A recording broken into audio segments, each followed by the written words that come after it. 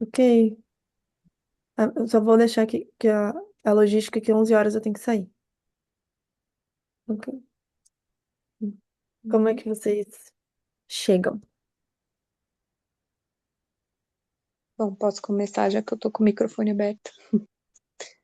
É, chego bem movimentada também, um pouco, sensação meio fora de mim, assim, mas feliz. Eu sinto esse espaço como uma nutrição muito grande, assim, muito, muito gostoso estar aqui, como um espaço seguro e de nutrição. Então, chego feliz com isso, assim. E você, Amanda, consegue falar? Consigo.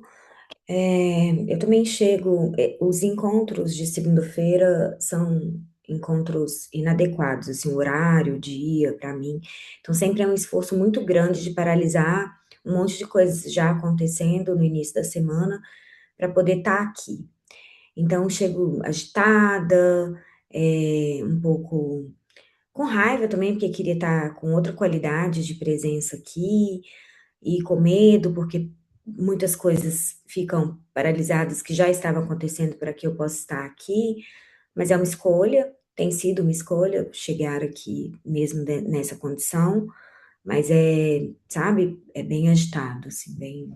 Eu preciso de um tempo para poder realmente chegar, assim, que é Com bem essa corrido. sua fala, eu. Ah, desculpa, você terminou? Terminei. Com essa sua fala, eu quero então convidar a gente a fazer o centramento, o cordão, o bolha e o cubo Sim. juntas. Eu acho que foi bem agitado esse início. Então, que nós possamos localizar onde está a nossa atenção e trazer a nossa atenção até o nosso centro físico, colocando nosso centro energético no nosso centro físico. E na contagem de três, declarar um cordão de ancoramento e falar a cor aqui, ok?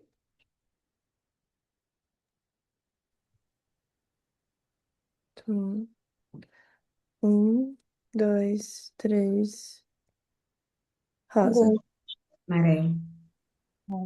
E agora declara uma bolha de espaço pessoal.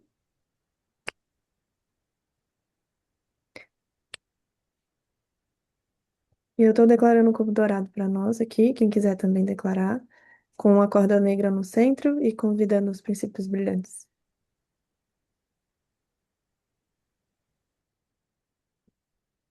Ok. Obrigada, Amanda.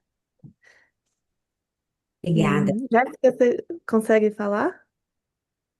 Eu queria falar depois sobre a Amanda, mas acho que vamos finalizar o check-in. Pode falar Pode sobre a falar. Uhum. É, não queria ver com a Amanda se temos possibilidades, né? Eu acho que a gente já tentou outras datas e talvez para outras pessoas era desafiador, mas a Amanda está sempre presente, assim, eu acho importante a gente pensar se tem Uhum. alguma outra possibilidade para fazer com que você esteja aqui, né, com mais tranquilidade. Então, eu não sei se a gente faz uma nova votação ou se tem algumas outras sugestões que a gente pode pensar para que não Uhum. seja um dia tão, tão puxado para você para participar. Eu É. agradeço. Eu tenho uma sugestão de que a gente possa virar o ano, e aí em 2026, né, assim, no novo ano, eu voltar com essa enquete lá no grupo, porque realmente eu tenho flexibilidade de horário, não é difícil para mim encaixar em outros horários, mas segunda-feira é o dia que eu parei, eu paro sexta, sábado, domingo, então é tipo, é tudo começando de novo, é um dia muito ruim nesse Uhum. sentido. Então, me ajudaria muito, e eu quero estar aqui, sabe? E aí, a minha proposta é eu levantar essa enquete em 2026. Ok. Não tem mais pessoas que, tipo, meu companheiro também queria participar, mas esse horário é o horário que ele também não consegue. Sim. Aí, Obrigada. uma, Legal. go. Jéssica?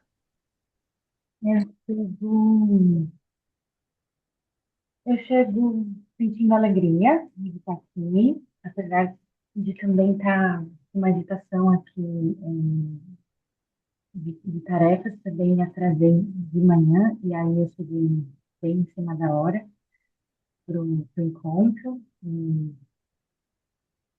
eu estava terminando de preparar aqui o nosso café, mas eu sempre sinto muita alegria de começar a semana juntos, e também tem flexibilidade se precisar mudar, mas eu sinto a alegria de encontrar, de encontrar vocês. É um tema que tem motivo também, que também é de extrema importância.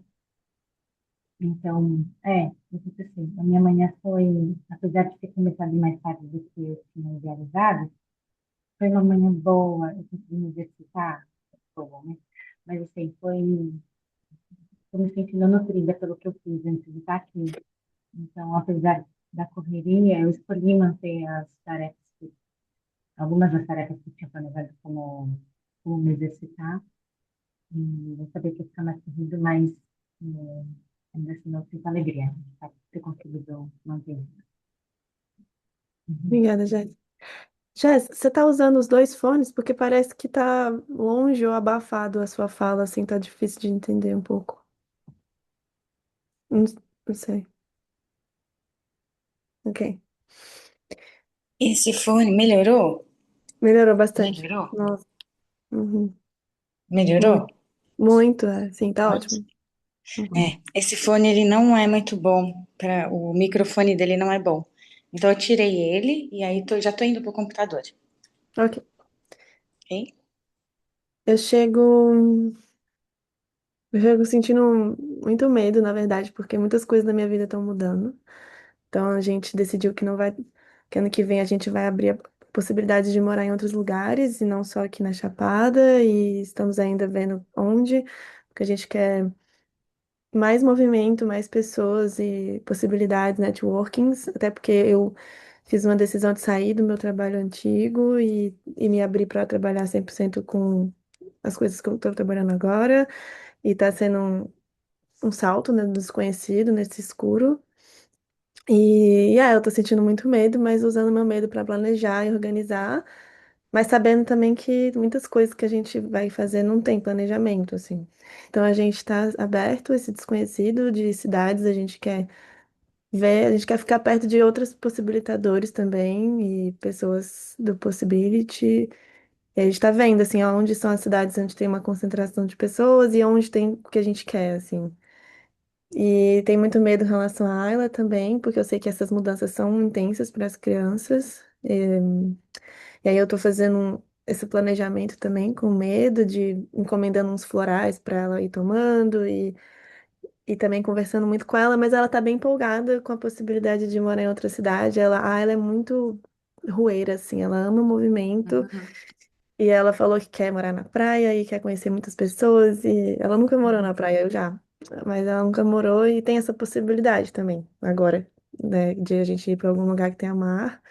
Não o ano todo, a gente também não quer ficar o ano todo num lugar, a gente quer ficar meio nômade ano que vem, na verdade. Vamos deixar nossas coisas em algum container e ficar bem nômade mesmo, assim. Então, tô nesse momento, assim, muito Uhum. diferente da nossa vida. A gente nunca viveu isso em família, né? Com uma criança. Ainda não sei como vai ser. Pô, as coisas que eu preciso levar, por exemplo, da ela, assim, além de roupa e coisas, tipo, dos brinquedos dela, não vai dar pra levar tudo, sabe?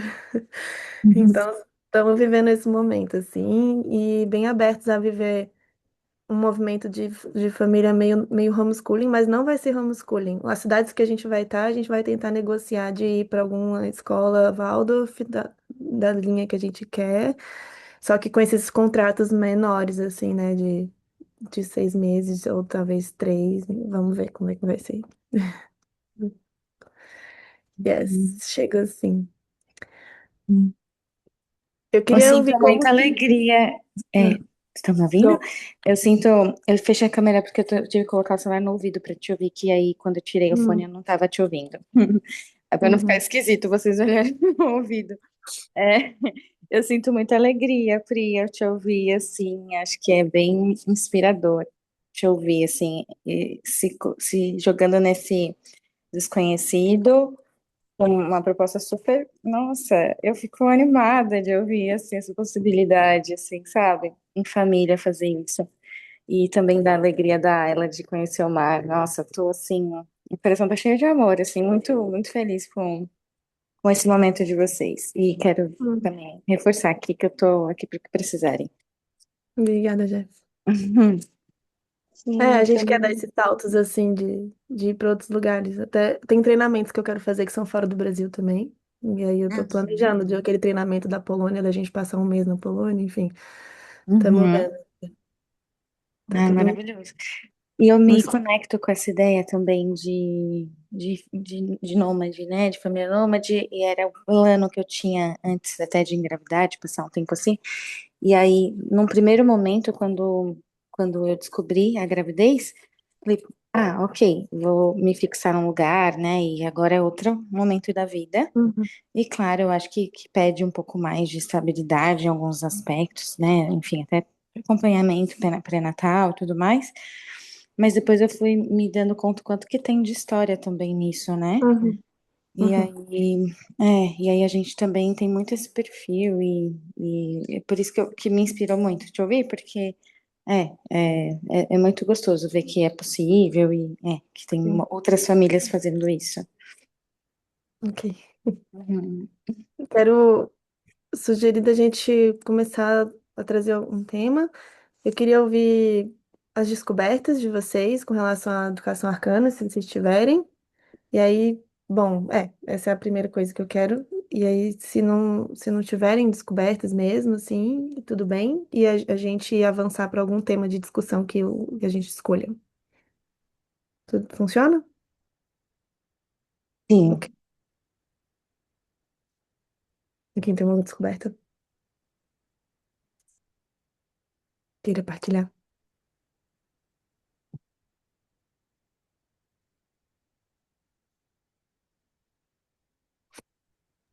É, eu não tenho uma descoberta, mas eu quero partilhar uma coisa que aconteceu. Quero dividir com vocês, assim, uma lenda, talvez. É, eu já contei pra vocês que eu tenho uma filha mais velha, de 15 anos, né? Ela tá se formando, ela se formou, na verdade, no nono ano do ensino fundamental, agora, essa primeira etapa. Tá indo pro ensino médio. Foi bem linda a formatura dela. E E lá na formatura dela, teve um momento que tinha um microfone aberto e as pessoas podiam falar, assim, as famílias e os professores, e ela tomou a frente e pegou o microfone. E ela contou muitas coisas, assim, sobre a história dela nessa escola específica, que me fizeram lembrar muito, assim, de, de algumas coisas que ela viveu na vida, e eu quero dividir isso com vocês, porque eu acho que isso criou mais matriz dentro de mim sobre as coisas que a gente está discutindo aqui. Essa escola onde ela se formou é uma escola menos tradicional do que as outras, mas não chega a ser uma escola alternativa. Ela mantém alguns processos da educação tradicional, como, por exemplo, avaliações formais, mas é uma escola bem diferente, assim, na relação, principalmente, sabe? Na relação que é estabelecida entre as pessoas que fazem a comunidade escolar. Então, a relação entre os professores, a essência da escola, os objetivos onde eles querem chegar, é bem diferente, assim. É mais livre, tem mais escuta, tem mais tempo, tem mais criatividade, enfim. E aí, quando ela foi para essa escola, ela foi no meio do ano, em maio, porque estava insustentável a permanência dela no sistema tradicional, assim, de educação. Insustentável de um ponto muito traumático mesmo, assim, sabe? Ela estava desenvolvendo crenças pessoais sobre quem ela era, a capacidade dela, muito ruins, e aí teve especificamente uma professora nessa trajetória, que foi uma professora de matemática, que destruiu uma parte dela, sabe assim, destruiu uma parte da minha filha. E fez ela acreditar, assim, que ela não era capaz de um monte de coisas, assim, sabe? E, e Tá eu vindo, vendo, sim. Tá sim, vindo. Deixa essa tristeza eu te falar, Amanda. Uhum. foi muito triste viver isso, assim, sabe? Principalmente Sim. porque eu já trabalhava na educação, eu já tinha uma série de consciências, assim, e teve todo Uhum. aquele processo da pandemia, então tudo isso aconteceu, assim, bem no meio dessa história toda. E aí teve uma situação, eu tenho um pouco de medo, porque está sendo gravado, assim, mas E teve uma situação que foi no dia que tiraram a máscara aqui da pandemia, sabe? O dia que tiraram a máscara, ela chegou aqui em casa muito, muito, muito triste. Muito, com muita raiva também, triste, com muita raiva, muita raiva. E ela pegou a máscara dela assim, e a máscara dela tava molhada, sabe? E aí ela colocou assim na mesa, assim. Ela tinha 10 anos, 11 anos, assim, 10 anos. E aí ela colocou na mesa e falou assim: sabe o que é isso? Isso é máscara que eu não pude tirar hoje. Todo mundo tirou a máscara e eu não pude tirar a minha máscara. E eu falei, por que ela? Porque minha professora não deixou eu ir ao banheiro, soar o meu nariz, eu soar o meu nariz. Eu estava com muita secreção e a minha professora me permitiu ir ao banheiro uma vez, limpar, e quando eu pedi a segunda vez, ela não deixou. Então, eu usei a minha máscara para conter o catarro do meu nariz e, e eu não tirei a máscara. E aquele dia foi, assim, a gota final, assim, eu fiquei com muita tristeza mesmo pela violência vivida, assim. E aí era maio, assim, eu comecei a procurar outras escolas e eu achei essa escola onde ela se formou agora, sabe? E onde a minha outra filha também agora está estudando. E quando ela chegou lá, ela chegou muito desencorajada das capacidades pessoais dela, assim, ela, principalmente a matemática, que era a, a disciplina que essa professora, que nem era essa do dia da máscara, porque esse do dia da máscara foi tipo a gota final, era do ano anterior, do quinto ano do ensino fundamental. E, e ela chegou lá muito desencorajada, assim, e teve uma professora de matemática que construiu de novo sabe, tipo, essa parte quebrada, assim, reconstruiu algo, assim, não inteiramente, mas reconstruiu. E a minha filha foi contando um pouco isso, sabe? Contando, tipo, o que, que aquela professora tinha feito por ela, o tanto que ela chegou desencorajada, e ela contou assim. Quando eu cheguei aqui nessa escola, eu cheguei no dia do meu aniversário, que foi 4 de maio. Ela mudou de escola no dia do aniversário dela. E ela falou, e eu tive muito medo, porque eu não conhecia ninguém, e era meu aniversário. E quando eu cheguei, eles tinham preparado cartinhas e sabe, uma festinha para me receber. E desde o primeiro dia que eu entrei aqui, eu me senti muito acolhida. E aí ela falou que a professora de matemática falava com ela sem olhar nos olhos dela, tipo, de lado, assim, porque ela não conseguia nem olhar para os problemas matemáticos e para a professora, de tanto medo que ela sentia quando ela ia resolver os problemas ou quando ela ia fazer alguma atividade. E essa professora foi reconstruindo, sabe? Tipo, a capacidade dela, o olhar, a autoestima, o senso de que ela era capaz de vencer aquelas dificuldades. E aí, assim, como um presente mesmo, nos 20 últimos dias de aula, assim, a minha filha, ela ganhou uma medalha numa Olimpíada Internacional de Lógica, sabe? Que é na área da matemática, assim. E aí eu fiquei muito emocionada, porque eu falei, gente, qual é o poder de um educador na vida de uma criança, assim, sabe? Tanto para fazer ela acreditar que ela é um problema, que ela tem um problema, que ela não é capaz, quanto para poder também mostrar para ela que isso tudo é uma mentira, sabe? E resgatar isso, assim. Então eu falei, sabe, isso foi muito forte para mim, assim. Para que serve um educador, sabe? Tipo, para que um educador existe, sabe? E é muito poder, assim, é muita capacidade de interferir na vida da pessoa e tipo, eu sinto muito desejo de contar essas histórias e criar possibilidades de espalhar histórias assim para que os educadores compreendam, sabe? Tipo, o que é que eles fazem, sabe? Que não tem nada a ver com as disciplinas que eles ensinam, assim. É muito pouco, sabe? Tipo, sobre as disciplinas que eles ensinam, assim. Eu até filmei uma parte desse depoimento, depois eu vou dividir com vocês, assim, mas isso ficou essa semana bem forte dentro de mim, assim, sabe? Tipo, e aí eu quis dividir com vocês, assim. Amanda, que lindo. Eu, assim, eu não peguei tudo, infelizmente. Sinto tristeza por isso, porque bem na hora a luz acabou e aí eu tive que me organizar, mas eu peguei o core. E tive o impulso de fazer um convite para você escrever um artigo sobre isso, sobre o poder do educador e trazer as suas lendas e mostrar o impacto que isso tem na vida dessas crianças, na vida desses seres que estão se desenvolvendo, sabe? Porque assim como sua filha, eu tenho histórias, acho que acredito que todo mundo aqui tem histórias de empoderamento a partir de professores, mas também de desempoderamento. Porque, por exemplo, eu compartilho disso que você falou da tua filha, porque eu escutei de professores várias vezes de, você não é boa em exatas, esse não é seu ponto forte. E aí eu acreditei muito nessa história. E sempre achei que meu ponto forte eram só as humanas, e até hoje eu não olho muito pra isso. Até hoje, assim. Porque eu acreditei. E o pior é, como eu e minha irmã estudava na mesma escola, quando a minha irmã chegou com os professores que eu já tinha tido, eles falavam pra ela assim: você é igual a tua irmã. Você também tira nota baixa em física.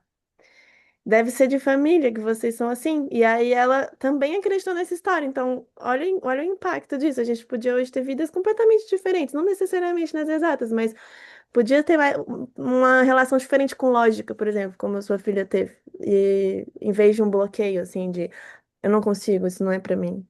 Então, tem esse impulso, assim, você aceita?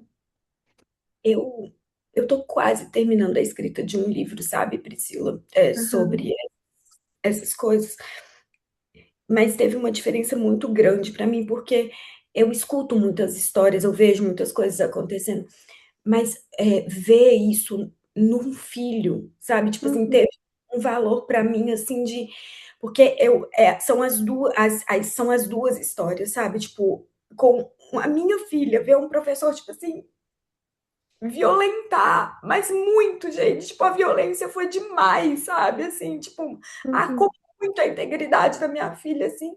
E ao mesmo tempo você vê o outro fazendo no mesmo lugar, sabe? Tipo, e passar por isso como mãe, assim, sabe? Tipo, nossa, tipo, como isso foi. Uhum. E depois escutar ela contar a versão dela do que ela viu. Nossa, isso foi um presente para mim, também como uma experiência, sabe, de poder falar mais sobre isso. Então, tipo, eu aceito, eu até tô fazendo isso, sabe. Eu acho que, Uhum. o seu convite, a sua possibilidade vem para mim como, tipo, fala mais desse Uhum. lugar, quem viveu isso, nesse lugar do afeto, sabe, desse lugar da família, assim, que é uma dor Sim. muito, muito íntima, né. E às vezes É eu porque conto histórias de outras pessoas, sabe, tipo. É que eu percebo que quando vem do seu coração, igual tá vindo agora, ela Sim. toca de um lugar completamente diferente de se você estivesse contando a história de uma outra pessoa. E não que as outras histórias de outras pessoas não nos toquem. Mas é Sim, diferente, energeticamente, inclusive. Então, talvez você fazer um pequeno artigo, assim, o poder do educador na visão de uma educadora e mãe. E deixar isso vir a partir do seu ser e do desconhecido, e você colocar isso e deixar com que os princípios brilhantes atuem e ele ficar embranhado, assim, sabe? Que qualquer pessoa que leia, eu não consiga ler sem ficar líquida. Tipo, igual estamos todos agora. obrigada. Então, acho que seria muito mais transformador, assim, muito mais. Isso é cola é, mas seria diferente. Eu queria ler um artigo assim, escrito por uma pessoa que entende educação e também seja mãe e que passou por isso. E eu quero viver essa liquidez, esse estado líquido. É. É uma ótima. Eu aceito, eu Hum. quero. Eu vou. E aí eu tô com esse impulso também da gente continuar essa conversa a partir dessa história, dessa lenda que a Amanda trouxe do poder do educador, assim.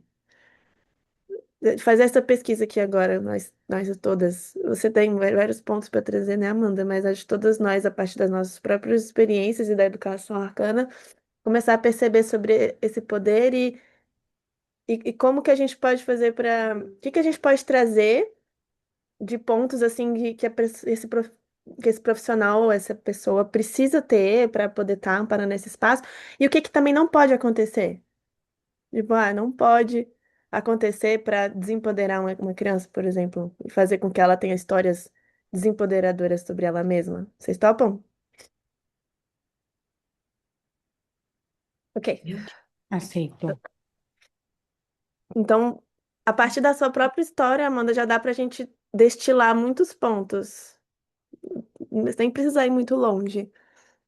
Então, acho que a gente pode começar até pelo anterior. O que que a professora de matemática que fez sua filha ficar desempoderada fez, para a gente destilar o que que é isso que ela fez, de verdade, assim, tópicos. E o que que foi que a professora de matemática, a outra professora, foi a mulher também? A outra professora de matemática conseguiu fazer? O que que ela fez ali na qualidade do amparamento do espaço dela que conseguiu fazer essa mudança, porque foi uma mudança milagrosa, assim, né? Qual é o que que foi que elas precisaram fazer para a gente conseguir ver tanto o que a gente tem que evitar, tanto o que a gente pode continuar fazendo, hein? É. Eu queria trazer um ponto que eu já discuti com Israel, um encontro, que é assim, gente, uma pessoa ela não pode educar outra criança, uma criança sem amor, sabe? Tipo, o princípio assim de tudo, o que precisa estar muito na frente, a investigação que é precisa, eu acredito que a pessoa precisa fazer antes de escolher uma profissão em que você ampare espaço para crianças. E eu digo isso até assim como mãe também, não só como educador formal, sabe, mas qualquer processo de amparamento de espaço para criança, o amor precisa estar na frente de tudo, assim, sabe? O olhar compassivo, amoroso para as crianças. Você querer o bem delas, o bem no sentido, sabe, de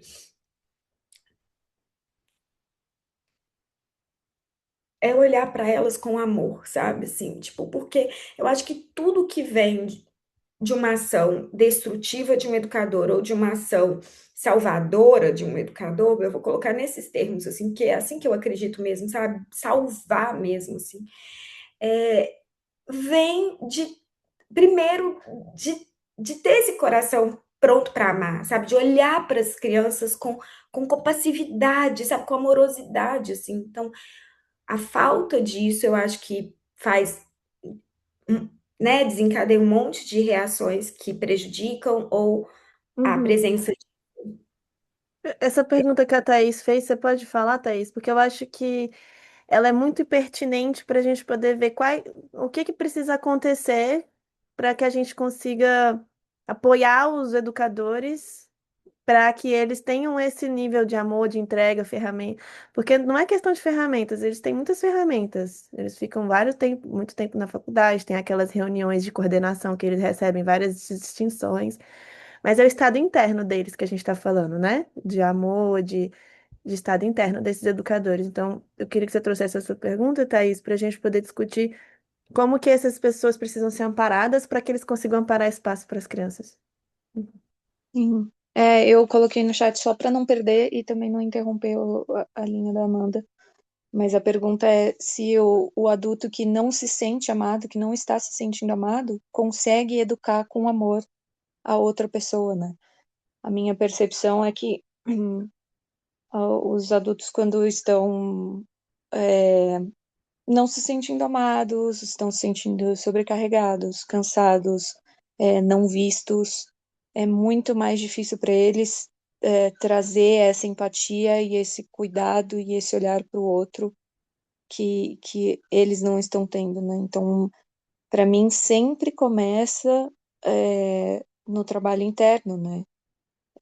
É muito mais, como a Priscila trouxe, muito mais do que ferramentas práticas, é o olhar para nós mesmos, olhar para como eu estou, e eu estando bem, eu consigo olhar com muito mais amorosidade para os próximos, né? Para as crianças nesse caso. Então, eu sentia na minha percepção e lembrança, assim, como criança, que muitas vezes os professores que não se conectavam com nós crianças eram o que me passava uma sensação de amargura, assim, de dificuldade na vida, de que a vida deles não estavam boas.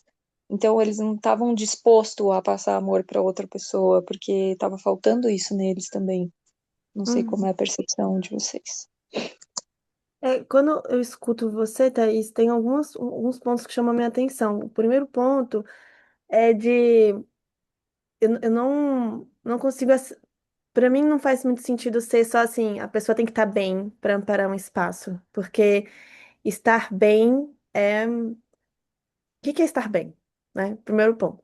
E aí, para mim, é mais no sentido de que ela precisa ter de distinção interna, né, de matriz, para que ela consiga fazer essa separação. Por exemplo, estar no velho mapa dos sentimentos, onde sentir não é bom, sentir é ruim, e ela estiver sentindo raiva naquele momento, ela vai ser agressiva e vai trazer todas as consequências que a gente conhece da raiva que a cultura moderna tem, ou se ela estiver sentindo medo de perder o emprego dela ou qualquer coisa do tipo.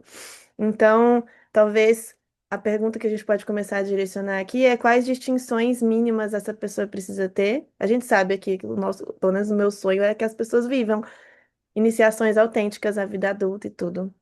Mas quais são as distinções mínimas? Por exemplo, a Amanda trouxe uma, da pessoa não estar no triângulo do drama baixo, perseguidor, vítima, salvador, não vê as crianças como vítimas.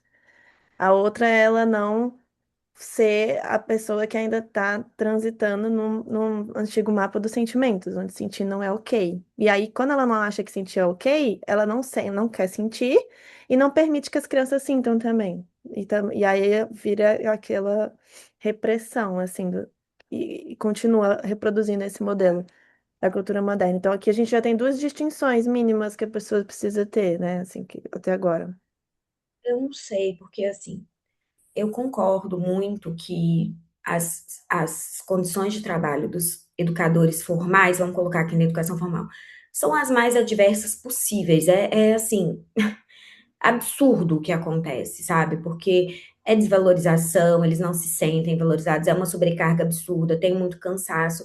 E mesmo assim, nessas situações adversas, eu vejo professores que ainda conseguem, tipo, apesar de ainda não violentar as crianças. Claro, gente, que se a gente está falando de educação formal, sempre vai haver violência, sempre vai haver. Não tem como, nesse sistema educacional, onde você tem 30 crianças dentro de uma sala, não haver. Então, assim, primeiro isso, eu tô falando realmente assim, gritos, punições, sabe, humilhações, diminuição do ser, essas coisas intencionais, porque para mim essas coisas elas são assim, para a pessoa fazer isso, ela tem que mobilizar uma energia e atacar, é um ataque. É diferente, por exemplo, das pequenas, das microviolências que acontecem com uma avaliação formal que estão dentro do sistema, não necessariamente é uma escolha do professor fazer aquilo. Então, eu tô falando disso. Então, assim, eu vejo muitos professores que mesmo nessas condições, assim, terríveis, eles ainda conseguem dedicar amor, ter paciência, tratar com dignidade um ser humano que está ali dividindo a sala de aula com ele. Então, não sei, sabe? Tenho dúvidas sobre essa pergunta, Thaís, porque eu vejo muitas pessoas transpondo tudo isso e ainda assim conseguindo mobilizar e salvar crianças e ser, às vezes, a única pessoa que vai trazer, sabe, assim, um carinho, um respeito. Eu vejo isso acontecer. Mas, ao Eu tenho mesmo uma tempo, também. pergunta sobre isso, Amanda. Você acredita que esses professores, é que eu tenho contato com professores, tipo, só minha mãe, minha irmã e minha sogra são professoras e os que eu tive. Mas você acredita que esses professores que conseguem transcender essas limitações e continuar no amor, na dedicação às crianças, eles estavam a serviço de algo maior, por exemplo? Ou, tipo, algo que eles, por exemplo, quando eu escuto a minha sogra falar, é o que move ela é conseguir ver crianças com uma dificuldade absurda vencendo, assim, sabe? Uma criança que chegou, já tá na, já tava todo mundo escrevendo, lendo, e aí essa criança tem uma dificuldade e ela vai na casa da criança, faz um trabalho extra que ela não é paga por isso, mas o que paga ela é esse servir, assim, amoroso que ela tem. Então, são pessoas que elas estão conseguindo se nutrir com valor não material e não apenas com valor material. Sim, ó, fiquei até arrepiada enquanto você fala, porque, embora eu trabalhe com isso, é um campo de bem descobertas, assim, sabe, o que a gente está fazendo aqui, pensar sobre isso conscientemente. Mas pensando nesses professores que eu vejo transformando a vida, assim, sabe, eles têm um propósito muito além de estar ali e fazer aquele trabalho. É propósito, é tipo assim, dentro deles, tipo, eu posso fazer isso, eu quero fazer isso para essa criança, eu acredito que eu possa interferir no curso da vida dela, que eu possa entregar mais para ela, sabe? Vem muito de um lugar de acreditar naquele poder de transformação. Todos serviam a algo maior, não estavam ali como uma profissão, assim, que eu vou ganhar meu dinheiro. Com certeza eu vejo isso. Mas eu também vejo, Priscila, e eu tenho visto isso atualmente com muita. A vida tem me dado muitas oportunidades de observar isso, que essa distinção, esse velho mapa dos sentimentos, o novo mapa de sentimentos, ele é muito raro. Poucas pessoas, assim, nas comunidades escolares pensam sobre isso. Então, às vezes, as pessoas fazem cursos sobre educação emocional, mas quando você vai investigar o que que ela pensa sobre as próprias emoções, eu tenho vivido isso muito, assim, as pessoas, assim, a raiva não pode ser boa, a raiva não tem como, o que que você tá falando? Tipo, eu tenho me deparado com isso, eu falo, uau! E que são coisas que eu também vivi, por exemplo, recentemente, em relação ao medo, sabe? Tipo, o bom é que eu tenho vivido coisas em mim e falo, é igual eu sinto às vezes, sabe?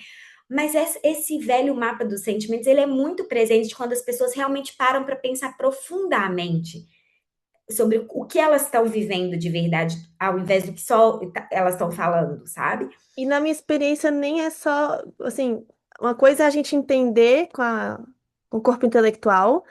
E aí teve uma frase que a Vera falou, acho que foi no Lab, que ela, ou no ETB, não lembro, que ela falou assim, o conhecimento, ele é um rumor até que o seu músculo aprenda. E, por exemplo, eu mandei até minha lenda no grupo do Lab, não sei se você viu, que eu ainda não tinha distinção no corpo completamente da raiva neutra, 100% pura, sem misturar com medo, por exemplo, medo de sentir raiva, sem misturar com raiva emocional.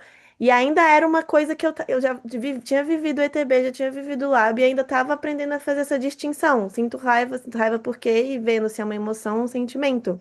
E mesmo quando eu percebia que talvez era um sentimento, não era, porque estava misturado um pouquinho. E toda mistura é uma emoção.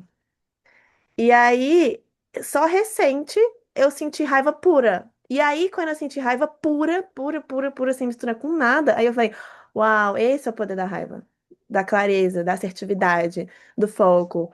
E, incrível. Só que eu sinto medo enquanto eu falo isso, porque eu falo, mesmo tendo vivido experiências muito profundas no ETB, no Lab, ainda essa distinção ainda estava se resolvendo dentro de mim. Como que a gente traz essa distinção para ser vivida mesmo nos corpos, e não só numa teoria, né, assim, no intelecto dos professores, e ele consiga navegar nos sentimentos deles de uma forma que seja genuína. Não seja só ai, não, mas as mulheres lá da formação falaram pra mim que raiva raiva é neutro, maravilhoso. Eu consigo ter clareza, foco, discernimento, tarará. E não consegui fazer isso na prática, na vida real. E aí, pela minha experiência agora, eu só consigo hoje usar minha raiva aqui pra estar falando de forma clara e tudo, depois que eu consegui distinguir no meu corpo. Isso é raiva pura, sentimento. Isso é um processo de cura emocional que eu preciso fazer. Essa raiva que tá misturada, eu vou ter que destilar aqui agora e, isso aqui foi lá na época, não sei o quê. Enfim, você percebe, assim? Queria ouvir você sobre isso. O medo também, né? Todos. Eu só queria complementar antes de passar para Amanda que eu sinto raiva da minha falta de vocabulário ouvindo vocês. Porque a sensação da pergunta que eu quis trazer era focado nisso, assim, não é o bem, se a pessoa tá bem ou não hoje, porque é isso, a gente tá sempre em, né, altos e baixos. É esse trabalho mais profundo, assim, e como a gente precisaria de adultos, sermos adultos mais conscientes para conseguir é, fazer esse papel, né, da educação. Então, só queria reformular um pouquinho o que eu trouxe. Aí, Amanda, por favor. Eu vou só voltar na sua pergunta, porque ela realmente é uma pergunta muito interessante, assim, para a gente investigar. Porque quando eu li a sua pergunta, também veio para mim assim: será que uma pessoa que não se sentiu amada na infância, que não recebeu respeito, é, ela consegue mobilizar isso para em direção às crianças, sabe? Como ela consegue mobilizar? O que que acontece com essas pessoas que foram muito agredidas quando criança e conseguem às vezes não terminar esse ciclo nelas? Então assim, é uma investigação profunda, talvez até isso pensando na proposta da Priscila, até me vem talvez uma possibilidade de começar a ouvir os professores nesse lugar, fazer uma pesquisa mesmo sobre as histórias pessoais desses professores maravilhosos, sabe? Tipo, pegar esses professores que são, assim, Uhum. transformadores de vida e escutar que história é essa, né? Porque E quando muitos não veio necessariamente um saber. impulso, Amanda. Sim, veio um impulso enquanto você tava falando que eu achei incrível a sua fala para poder eu ter tido essa. Ai, isso. É que eu tô lendo o livro dos Sentimentos Conscientes e uma das coisas que tem lá é sobre a cola é e o solvente e de que tudo são histórias. E que a gente tem o poder de mudar as histórias que a gente tá se apegando sobre nós. Então, talvez quando a gente começar, pode ser uma coisa que a gente pode fazer. Entrevistas com profissionais e professores transformadores e tudo, até os que a gente considera que não são transformadores, fazer entrevistas também de como são essas histórias, quais são as cola-é que estão ali, quais cola-é, vou trazer só uma distinção para Thaís, que agora eu percebo, é que é, por exemplo, eu tenho essa distinção de tudo que a gente coloca um é, ou sou, ou estamos, ou não sou, é uma cola e que a gente pode dissolver isso e deixar as coisas diferentes, neutras. Então, por exemplo, eu não sou bom em matemática. Aí eu sou é a cola é. E aí pode ser, e aí quando a gente tira isso, eu e matemática podem ter uma coisa completamente diferente aqui. Por exemplo, pode ser eu experimento matemática, não sei. Eu me divirto com matemática. Qualquer coisa do tipo. E aí você muda de uma história que te desempodera para uma história que te empodera. Então, como que a gente, por exemplo, poderia fazer um trabalho de cola-é na prática dentro da escola com professores que têm histórias que são desafiadoras, tipo histórias tristes de infâncias que eles não foram amados. E aí, lógico, tem muitos processos de cura emocional para serem feitos, muitas coisas, né, para serem vividas. Mas como que a gente mostra que ele pode escolher a história que ele quer carregar dali em diante, né? Assim, ah, eu nunca fui amado na infância, eu nunca é qual é, nunca, sempre, tudo isso é qual é. Então, como que a gente poderia trazer isso assim de dissolver e empoderar essas pessoas com outras histórias sobre elas mesmas? Mudar o ponto de origem. É isso que mudar o ponto de origem. Bom, amei a sua fala. Eu escrevi isso aqui para não esquecer. Eu agora me perdi do outro assunto que a gente estava conversando, eu estou um pouco líquida. Ah, você falou do que você estava falando, do que você queria conversar com esses professores, sabe, a história deles para poder ir vendo nesses Sim, professores que têm as entregas fora da curva, como é que é a história deles? não, isso sim, mas é porque antes a gente estava falando tinha uma outra coisa, que até você abriu espaço, aí a Thaís ajustou a linguagem dela. Não tem necessidade, a gente pode voltar nisso depois. É, o velho mapa e o novo mapa dos sentimentos, né? Então, hum, é, essa distinção também não me parece. É óbvio que ela é assim, ela amplia muitas coisas quando a gente começa a fazer essas distinções. Mas a distinção também não me parece ser uma exigência, uma necessidade para que coisas muito maravilhosas aconteçam, porque muitos não têm essa distinção, mas estão fazendo coisas maravilhosas. Hum, hum. E aí, né, como a gente estava dizendo ali, quais são as condições, né? E aí eu vejo, assim, uma melhor consciência sobre suas emoções, porque aí quando. Eu não consigo falar disso sem falar de amor, porque eu acho assim que o professor ele pode estar no velho mapa dos sentimentos. Ele pode, inclusive, viver sua raiva de uma forma disfuncional em alguns contextos. E ainda assim, diante daquelas crianças, por causa do propósito dele, que eu acho que isso que você falou assim é uma chave muito central, porque ele entende qual é o papel dele ali, talvez, e porque ele tem amor por isso, porque ele deixa os princípios brilhantes agirem mesmo sem saber nada sobre isso, ele consegue não direcionar essa raiva, mesmo não tendo distinção sobre ela, em cima das crianças. Eu quero investigar mais sobre isso, sabe? Mas existe algo que, mesmo que ele não tenha distinção, ele consegue é, ainda assim não atacar as crianças. Porque aí falando do outro lado, dos professores que. Ai, gente, eu vou usar essa nomenclatura, ela tá muito viva aqui pra mim. Ela parece muito exagerada, mas é isso que eu acredito. Eles podem destruir, pegar e amassar alguém, sabe? Tipo, quebrar tudo dentro da pessoa, assim. É, eles têm uma, eles têm uma raiva que é essa raiva inconsciente, mas é uma raiva que é machucada. Parece assim, eu tô tão machucado. Sabe, tipo, eu tenho tanta raiva de tanta coisa dentro de mim, tantos processos que eu não curei, tem tantas coisas mal resolvidas, que eu pego isso e parece que eu direciono isso, sabe, sim, direto para as crianças, porque as falas são muito assustadoras, assim, sabe? Tipo, você não vai ser ninguém na vida. Quem você pensa que você é, sabe? Tipo, são falas odiosas às vezes, assim, sabe? Tipo, eu fico, tipo, e eu não tô me tirando fora dessa, né? Eu não quero estar num lugar aqui de quem nunca fez isso. Eu já fiz isso. Eu já fiz, assim, em algum momento da minha trajetória, assim, é, onde eu lembro, assim, teve uma época, e aí eu vou voltar lá na fala da. Gente, eu tô mesmo assim, navegando, sabe, tipo, eu não tenho. Tô navegando aqui, no desconhecido, assim, mas buscando dentro de mim essas respostas. Eu lembro uma época, voltando lá no que a Thaís falou, que eu dava aula, e aí eu tinha muito pouco tempo para almoçar, e eu fazia uma recuperação, uma monitoria de recuperação, e eu dava outra aula à tarde. Então, era tipo, a monitoria da recuperação era muito inadequado, o tempo das coisas era muito corrido, eu almoçava muito rápido, eu ficava muito assoberbada, assim.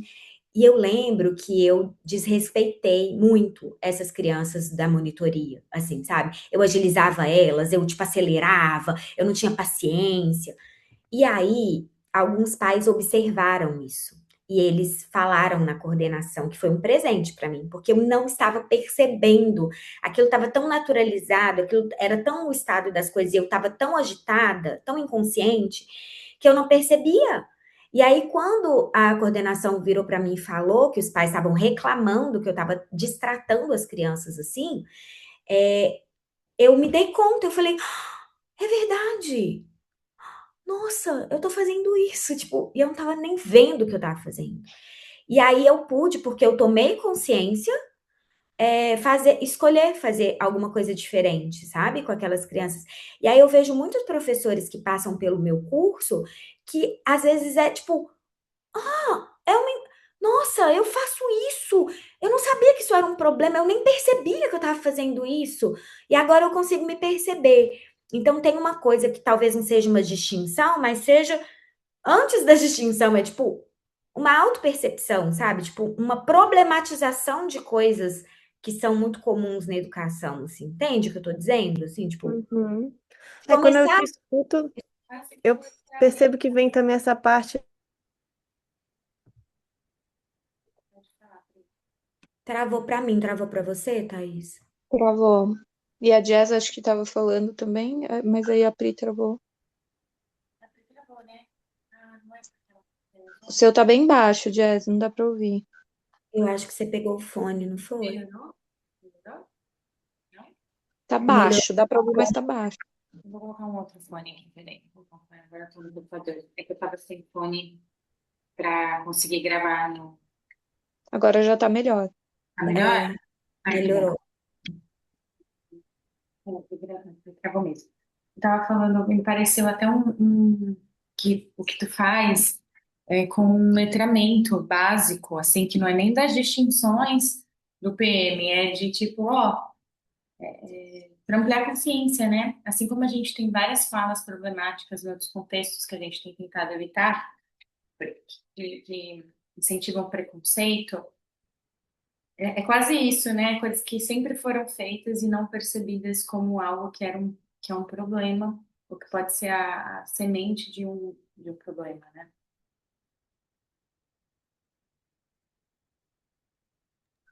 É. Acho que a Amanda trouxe, né, foi um presente dos pais terem trazido, e eu tenho essa sensação, se alguém parar para olhar para esse adulto que tá destruindo a criança, né, e perguntar como ele tá, né, o que está acontecendo, essa sensação de trazer essa abertura, essa vulnerabilidade, esse amor, né, para esse adulto, provavelmente vai trazer nossa, calma, né? Eu tô, eu tô espirrando coisas aqui que estão dentro de mim. Hum. Uhum. Mas é um campo muito legal de pesquisa, assim, muito incrível. E quando você trouxe, Amanda, que você já se colocou nesse lugar, já esteve nesse lugar, eu também tenho essa percepção, né, que eu já estive nesse lugar, e aí a gente pode fazer essa pesquisa partindo de nós. Então, o que que eu estava sentindo, o que que eu estava vivenciando para estar nesse lugar? E quando eu consegui sair dele e trazer propostas diferentes, mais amorosas, como que eu estava? O que que foi trabalhado dentro de mim, né? A gente pode fazer essa pesquisa entendendo em nós, assim, já, como que a gente consegue fazer essa mudança, assim. Eu acho que aí a gente volta lá no que a Priscila estava conversando, tipo assim, essa questão do corpo intelectual, né? Mas o que tá se aproximando agora para mim, tipo assim, é importante também passar primeiro por um processo de intelectual, dessas informações muito básicas, assim, que começam a trazer, tipo, nossa, é, na minha maternidade mesmo, gente, eu passei por isso, sabe? Tinha várias práticas que eu fazia com a minha filha que eu achava que elas eram as corretas, vamos dizer assim, sabe? Tipo, eu tô fazendo um bom trabalho, assim, dentro do autoritarismo, de não permitir que minha filha sentisse, sabe, muitas coisas. Então, tipo assim, aquilo não era nenhum problema. Para mim, eu tava assim, sabe, tranquila com relação àquilo. E aí foram chegando algumas informações. Eu lembro que eu fiz um curso que foi uma palestra na escola que foi de disciplina positiva na época, e eu sentia tanto ódio, tanta raiva da palestrante, que eu falava assim: eu queria ver você lá na minha sala de aula, eu queria ver você lá na minha casa. Gente, ela não sabe nada de educação, isso não funciona. Só que aquilo ali, tipo, óbvio, tava mexendo comigo, porque era muito para mim. Mas eu voltei para casa, e eram 3 palestras, era um ciclo de 3. E aí eu voltei para casa, tipo assim, eu não vou voltar, sabe? Tipo assim, mó balela, isso não funciona e tal. Só que aquilo mexeu comigo, eu voltei. E aí eu só ficava pensando naquilo. Falava, nossa, aí eu comecei a testar aquilo, sabe? Porque mexeu comigo assim, mas passou primeiro por um, sabe, alguém falar comigo, ó, existe isso, sabe? Não foi nem tipo, existe isso, e aquilo, e saber que existia aquele outro mundo fez eu começar a pesquisar, mas primeiro alguém precisou vir para mim e falar, sabia que esse caminho aí, ou essa crença, ou isso que você viveu sua vida inteira acreditando que é o que deve ser, pode ser um problema? E eu, pode. Então, eu acho que passa também por isso, sabe? Você usou uma palavra, Thaís, que é uma palavra que eu achei ótima para isso. Não sei se foi informar, eu não sei, você usou uma palavra que não é distinção, é antes da distinção, sabe?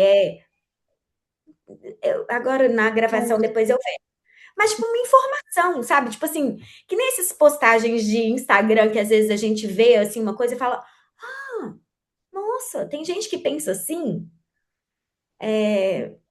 Então, isso também me faz pensar sobre a necessidade de, mesmo quando o campo a gente não consegue, às vezes, aprofundar tanto para fazer, por exemplo, um exercício de sentir, sabe, uma coisa que passa pelo corpo energético, pelo corpo emocional, porque às vezes existem situações que realmente não tem condição, às vezes, da gente promover assim. Falar sobre possibilidades para as pessoas, sobre outros caminhos é muito importante, sabe? Porque às vezes tem professor que ainda não tá funcionando no velho mapa dos sentimentos, é no velho mapa de tudo. E ele nem tá pensando ele tá pensando que a Terra é plana, sabe? Tipo, e ele tá acreditando naquilo. Eu Então, lembro eu tive uma conversa anteontem com meu companheiro que está ressoando muito, assim, muita sincronicidade com o que a gente está falando. Que a gente estava conversando sobre várias problemáticas da vida, né? A gente começou falando sobre essa questão essa imposição social, né? Sempre uma escolha nossa, mas o que eu acho que hoje está sendo mais observado, né? A consciência que estamos como sociedade na cultura moderna é que a imposição social sobre as mulheres da busca por um padrão de beleza, e existe isso sim, e existe uma escolha também, né, da gente querer ou não seguir esse padrão imposto, mas essa parte da escolha acho que é mais uma camada abaixo, assim, camada mais profunda. E a gente começou a falar de várias coisas que eu fui me dando conta com ele, de que a solução de muitos problemas é a consciência sobre a autorresponsabilidade, sobre que existe uma outra possibilidade que ninguém nunca me mostrou, nunca acessei, tipo, sabe? E aí é antes de viver no corpo, é antes de ter a distinção com tanta clareza como a gente viu lá na ITB. Mas é só assim, pô, saber que dá para pensar assim, dá para agir assim, que eu acho que é esse passo que você está falando. E me veio esse impulso porque a gente caiu justamente na camada da educação. Falou, tá bom, mas como que a gente faz? Ele me perguntou, né? Ele é super cético, ele me questiona muito em tudo isso que eu tô experienciando, o que também tem seu lado desafiador, tem seu lado muito positivo, porque me faz buscar essas respostas, sabe, dentro de mim. E aí, a resposta que ele falou, tá, mas como que a gente, então, como que resolve? Porque não adianta, sabe, a gente também estava falando de machismo e feminismo e tudo mais. Como que faz, né? Porque também tem enfim, várias problemáticas. E eu me dei conta que, cara, é na educação mesmo resolve isso. E aí no começo eu falei, a gente tinha que levar essa a gente precisava levar para a grade escolar de que é importante sobre essa nova forma de pensar, né, a relação entre os gêneros. Aí depois, conforme ele foi me questionando, eu falei, não. Na verdade, acho que se for escolher uma causa raiz, assim, que se a gente conseguisse levar para a grade escolar, é sobre a autorresponsabilidade radical, porque no final da raiz de tudo, assim, talvez isso seja meio óbvio para vocês, mas eu estou chegando nesse universo agora, eu comecei a pensar, cara, a causa raiz de várias problemáticas, se a gente abrir para destrinchar, até eu tô muito, eu fico muito mexida com a questão dos feminicídios e, né, da violência à mulher, tem uma rede de apoio sobre isso, tudo isso é um universo que eu tô muito próximo. E no final tem muito sobre a relação que a gente escolhe se colocar, né? É ouvir nosso medo, tá com a raiva consciente, ativa para dizer basta. Então, assim, tudo, no final, tudo passa por isso. Claro, tem que haver justiça, né, com os culpados, esses casos horríveis, não é sobre isso. Uma coisa não anula a outra, mas eu acho que não dá para só delegar, contar que os outros vão fazer a parte deles. Não tem como contar com isso, né? E se a gente quer um mundo diferente. E aí a gente está nesse lugar. Aí ele me fez uma outra pergunta, ele falou assim, mas as pessoas vão, quem que vai ensinar as crianças? Porque os professores, eu tô muito, eu tô muito, eu tô um pouco líquida, assim, de estar vendo essa, essa problemática surgir aqui. Vem com, tá, mas quem que vai ensinar as crianças? Porque, assim, as pessoas não sabem disso. Assim, e quem que vai se disponibilizar de fazer isso desse jeito? Os professores têm essa condição de trabalho, assim, sabe? E aí, eu saio com um sentimento, assim, com uma, sentimento não, eu saio com uma percepção aqui do encontro de que, assim, olhar, me veio uma clareza muito forte de que olhar para os educadores seja o começo de tudo, assim, sabe? Como levar isso para os educadores? Porque são eles que vão levar depois para as crianças, né? E essa ferramenta, ela é muito poderosa. Se ela rodasse bem numa grade curricular infantil, assim, cara, o tanto de problema que ia ser resolvido, sabe? E aí a gente começa a construir realmente uma base da cultura, né? Base para a cultura florescer com essas crianças que vão crescer. Então, eu estou muito impactada, assim, com essa clareza, que não estava tão óbvio para mim. Parece meio óbvio agora, eu falando, nossa, que óbvio, mas não estava tão claro para mim, sabe? a sua fala me faz muito pensar, assim, que resolver o problema da educação brasileira, né, vou fazer esse recorte da forma como ela se estruturou, é uma coisa quase impossível, assim, que é aquela história, tipo, esse prédio está ruindo, não tem como reerguer esse prédio. Agora, pensando na possibilidade de criar uma nova, uma nova cultura, uma nova ideia, como é o caso, por exemplo, da Camille, do Israel, que tem esse propósito de criar algo, né? Então, vou pegar o exemplo da Camille, que está lá pensando na estrutura de uma escola. Se a gente for pensar assim, profundamente, a partir do que você está dizendo, uma pessoa para ser professora, ela tinha que ser assim, tinha que ser um grupo seleto da sociedade, sabe? Quem pudesse se prontificar a ser professor. Deveria ser uma coisa tão difícil, assim, sabe? Uma carreira tão valorizada, mas ao mesmo tempo tão exigente em estrutura emocional, em adultez, sabe? Em responsabilidade radical, em processos de ter passado mesmo por processos de cura. Pessoas realmente, assim, que fossem líderes nesse sentido, assim, com muitas distinções, com muitas matrizes, para que pudesse se prontificar a educar as crianças, porque é isso, é a base de tudo, né? A educação, ela vai sustentar isso, assim. Então, pensando na Camila, por exemplo, se eu fosse criar uma escola dentro de um ideal arcano, ou outra perspectiva de educação mais consciente, eu ia cuidar muito da seleção desses professores, assim, e cuidar muito do desenvolvimento constante, da formação constante, da exigência de preparo constante. Só que aí isso vai puxando, né? Aí você precisa de formação, você precisa de salário adequado, você precisa de condição de trabalho adequada. E isso num sistema como o nosso, assim, é uma coisa muito complexa. Acho top. Agora, por exemplo, Jess, quando eu vejo as bases legais, não necessariamente legais, mas normativas que regem a educação atual, eu sei que existe espaço para tudo isso que você está trazendo e muito mais, porque as normativas da educação atuais, elas exigem espaço para a conscientização, para o desenvolvimento de habilidades de vida, para a responsabilidade, para os exercícios de reflexão. Tá tudo escrito, é escancarado, assim, sabe? Tipo, não é uma coisa sutil, é uma coisa, tipo, existe um documento que a gente fala muito sobre ele aqui, inclusive ele chama BNCC. Esse documento ele inicia com 10 competências gerais. Então, tipo, todas as 400 e tantas páginas desse documento estão a serviço dessas competências que são gerais, assim. Se você ler essas competências, a grande maioria delas vão apontar caminhos para essa conscientização, para essa autorresponsabilização, para esses processos que são de emocionais, que são de convivência, que tem no fim, né, é o que você está trazendo, amarra nessa autorresponsabilização, assim.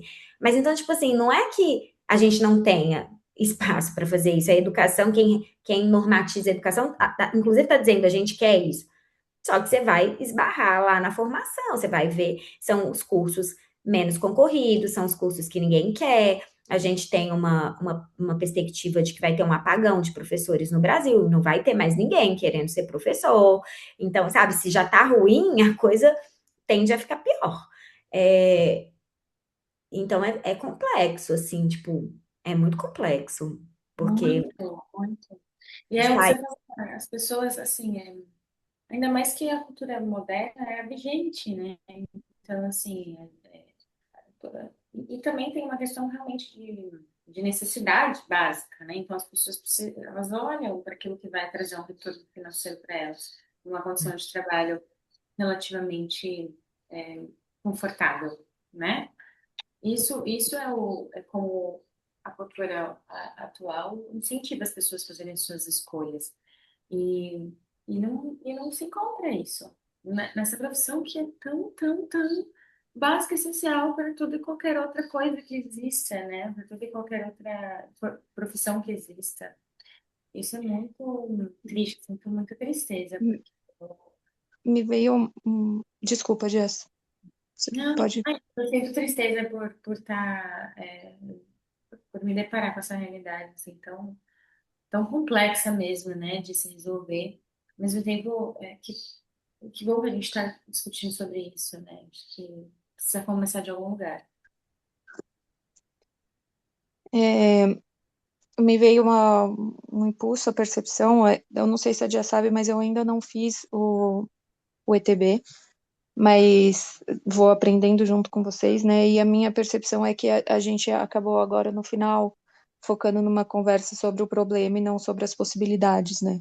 Uhum. Então, eu acho que tem muito conteúdo valioso para a gente estudar desse tema e talvez trazer num próximo, sim, voltar o foco nas possibilidades, né? Então, o que que dentro desse cenário que a gente tem hoje, como que a gente consegue realmente trazer possibilidades para mudanças, né? Para investigação mesmo. Eu estava exatamente nisso, assim, eu estava até pensando assim, se o Israel tivesse aqui no encontro, para Uhum. ia puxar, né, para as possibilidades, porque ao mesmo tempo, porque também assim, identificar o problema, e mapear o problema, e saber, né, eu considero isso importante também, a gente Parte do conversar sobre isso.